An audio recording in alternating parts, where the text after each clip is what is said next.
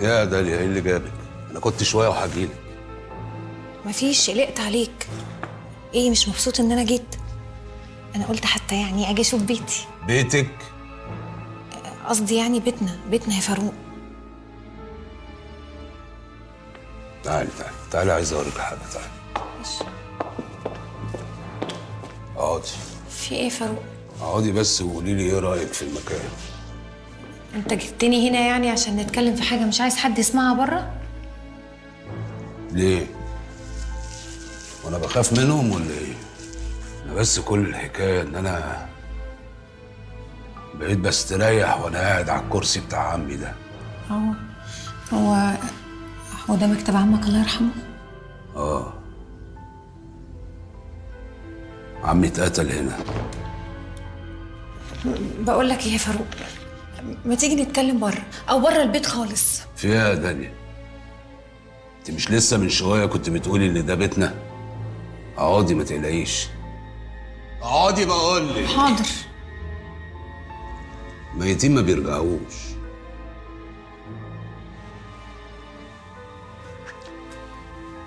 بقول لك ايه يا داليا، تفتكري ذريه قتلت ابوها ممكن يعملوا ايه في ابن عمهم؟ بعد الشر عليك يا فاروق، هو انت ليه بتخوفني بس؟ بعد الشر؟ ده انا متحاوط بالشر. العيله دي مع الوقت كل واحد فيهم بقى بيبان على حقيقته. بس انا عرفت انا هعمل ايه. طار الحاج محمود مش عند ياسين لوحده، طار الحاج محمود عند كل واحد في البيت ده. ايه انت؟ اسمعي اللي اقول لك عليه واعمليه بالحرف الواحد عشان تاخدي حبيبه. حاضر، اوكي حاضر. خلاص تمام، ما تقلقش. يلا سلام. هنروح اسكندريه حالا نجيب حبيبه. انت متاكده يكون ياسين محضر لنا مصيبه؟ خلينا نبلغ البوليس احسن. اوعى، نبه عليا 100 مره دلوقتي، لو عملت كده مش هشوفها تاني في حياتي. انا هلبس بسرعه ونتحرك، يلا.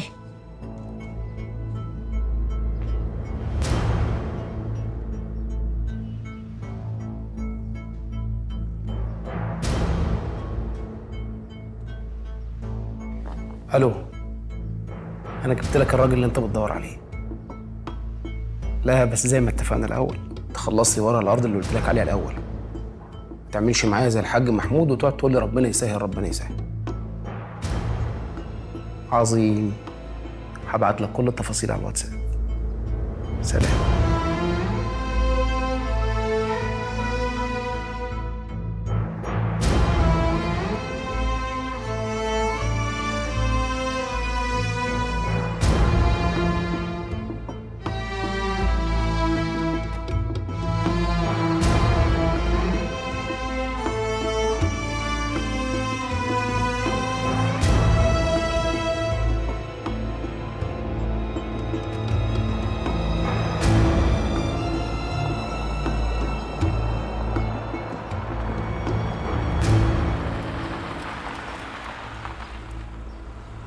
الحمد لله على السلامة. الله يسلمك. انت كويس؟ تمام الحمد لله. اصل يعني شايفك طول الطريق سرحان وما فتحتش بقك ولا كلمة. مفيش حاجه اقولها. المهم دلوقتي انك خدت اخلاء سبيل وروحت بيتك، وان شاء الله التحقيقات تثبت انك بريء من اللي حصل. هتفرق؟ ايه اللي انت بتقوله ده؟ طبعا هتفرق. ماشي. طيب ادخل انت ارتاح دلوقتي، ولما تحس انك قادر تتكلم اتصل بيا.